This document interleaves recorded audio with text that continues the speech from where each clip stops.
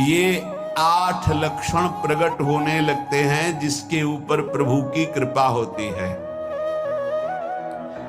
हमारे ऊपर प्रभु की कृपा है, ये हम कैसे पहचाने? तो ये 8 लक्षण प्रकट होने लगते हैं जिस पर हरिजू की प्रियाजू की कृपा है। पहला, घोर अपराध करने वाले के प्रति भी दया की भावना, शांति पहला लक्षण है। भाव में भी पहले शांत भाव है। हमारे ऊपर श्री हरिजू की कृपा है, इसकी पहचान ये 8 लक्षण। पहला, शांति, अर्थात घोर अपराधी के प्रति भी गुस्सा ना क्षमा करना, ये हरि की कृपा का लक्षण है। देख लो भाई, घोर अपराधी शब्द तो जाने दो, जरा सा प्रतिकूल हो जाए तो लाख समझाओ पर भ्रकुटी तनी रहती है। भला ऐसा है? अपराधी पर भी क्षमा का भाव होना, ये हरि कृपा पात्र में ही होगा, अन्य में नहीं।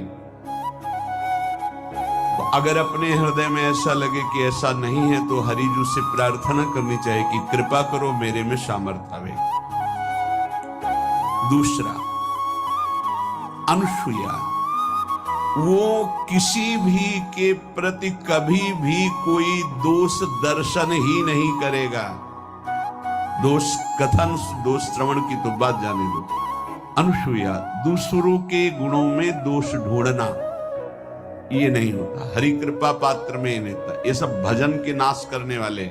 इसीलिए था कि तुम्हारे साथ व्यवहार ऐसा करे कि तुम क्रोध करो, क्रोध करोगे हमारी ऊर्जा शक्ति नष्ट हो जाएगी, अध्यात्म में जो चलने की थी। और कहीं तुमने संकल्प कर लिया तो भजन शक्ति नष्ट हो जाएगी।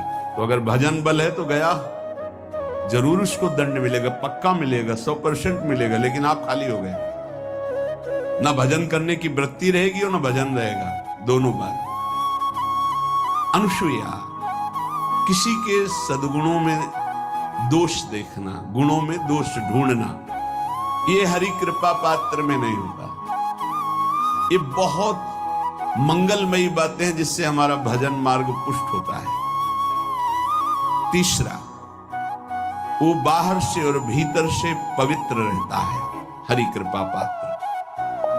शौचाचार का ज्ञान होना चाहिए, वस्त्र आपके पवित्र होने चाहिए, ये बाहरी, जल रज आदि के द्वारा बाहरी पवित्रता। और निष्कपटता, निश्चलता, सत्य भाव, ये अंदर की पवित्रता है। अगर कपट है, छल है, असत्य है तो हृदय मलिन रहता है।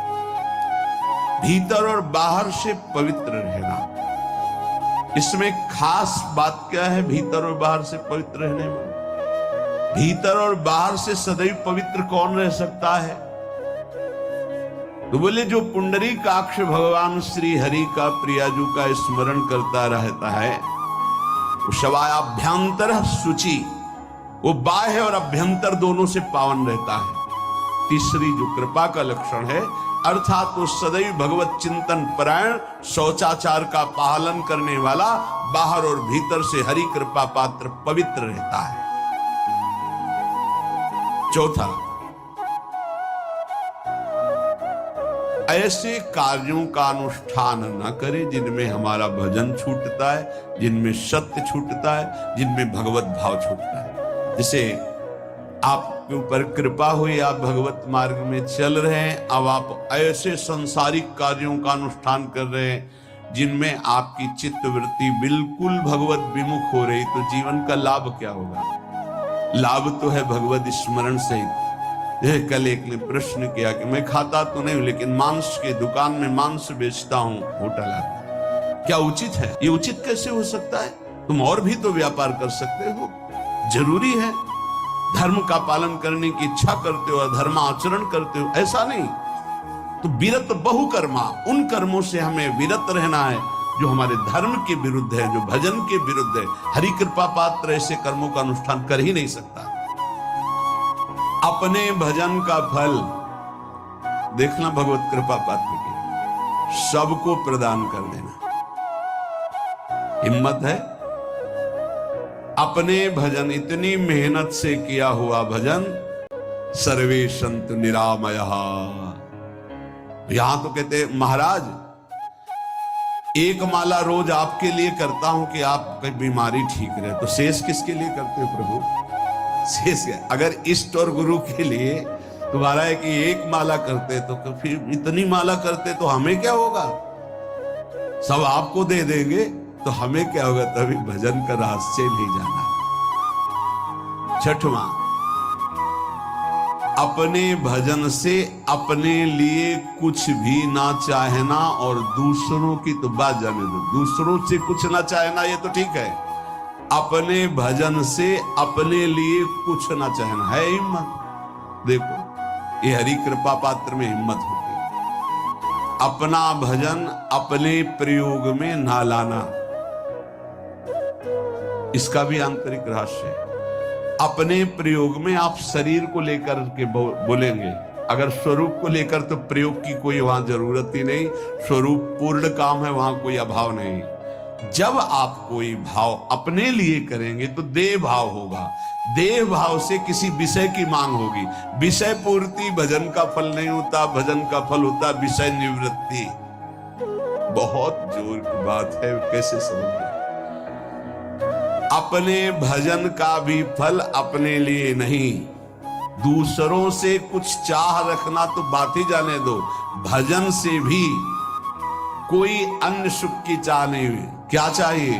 भजन ही बनता रहे, भजन का फल भजन बनता रहे, खूब निरंतर जप करते रहे। सातवां, किसी भी मान सम्मान कीर्ति पद प्रतिष्ठा के मिलने पर हृदय का असंतुष्ट हो जाना, यह हरि कृपा पात्र का लक्षण होता है। प्रणाम नमस्कार जय हो तो हृदय में असंतुष्ट हो जाना चाहिए, कोई किंचन मात्र अभिमान न उदय हो जाए। प्रभु बचाओ, ये माया की चकाचौंध से बचा लो नाथ। कौन सा अपराध बन गया कि आपकी जय की जगह यहां हमको ऐसा सुनना पड़े। मान प्रतिष्ठा कीर्ति जिसके लिए बड़े बड़े लालायित रहते, हरि कृपा पात्र को विष की तरह चुभती है। और आठवां, किसी भी प्राणी समुदाय से संबंध ना रखते हुए सब पर दया की भावना, सब पर कृपा की भावना, सब पर करुणा मैत्री पर किसी से ममता नहीं। ये सूत्र बहुत व्यवहार में प्रयोग करने योग्य है। सबसे करुणा और मैत्री पर किसी से ममता नहीं। करुणा तो करी भरत जी ने, मैत्री भी की मृग से, पर ममता रहित नहीं रहे। ममता कर ली तो अगला जन्म हिरण का हो गया। ममता नहीं रखी। निर्ममो निरहंकारा, करुणा मैत्री तो करनी है, जैसे इसमें आदेश है, गीता में जी आदेश है, अद्वेष्टा सर्वभूतान मैत्र करुणैव च, पर निर्ममो निरहंकारा, ये साधक की चतुरता है। प्राणी मात्र पर दया कृपा करुणा मैत्री, पर ममता नहीं। ममता किसी से, और यहां करुणा मैत्री ये तो गायब हो गए, केवल ममता रह गई है। अपने शरीर से ममता, शरीर संबंधियों से ममता, विषय भोगों से ममता, यही जहर है। संबंध में ये ममता ही जहर है, विचारों में अहंकार जहर है, कर्मों में ये आसक्ति जहर है। इसी जहर को मिटा दे तो जीवन मुक्त महापुरुष कर्म करते हुए, विषय सेवन करते हुए, वार्ता करते हुए, विचार करते हुए, बिल्कुल जहर रही तो उसका जीवन हो गया। तो ये 8 बातें हरि कृपा पात्र में होती हैं, इनको बार बार सुनना, हृदय में धारण करना।